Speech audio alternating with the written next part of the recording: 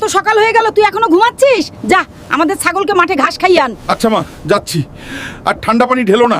উফ, এই ছাগলটার জন্য মা আমার শীতের সকালের ঘুমটাও হারাম করে দিল। আমার সব সুখ গেল রে। আরে সাংঘাতিক, মেলায় দেখছি কঠিন লটারি চলতেছে। প্রথম প্রাইজ 50 লক্ষ টাকা। এই লটারি যদি কোনোভাবে লেগে যায় তাহলে সারা জীবন আয়েশ করে কাটাবো। ভাই, আমার কাছে কোনো টাকা নাই, আপনি কি আমার এই ছাগলটা নিয়ে কিছু লটারির টিকিট দিতে পারবেন?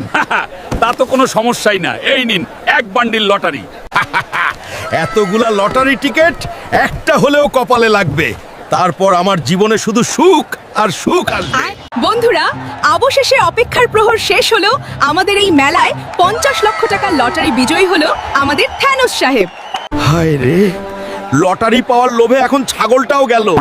মা যদি এটা জানতে পারে তাহলে এই শীতে আর ঘরে জায়গা দিবে না।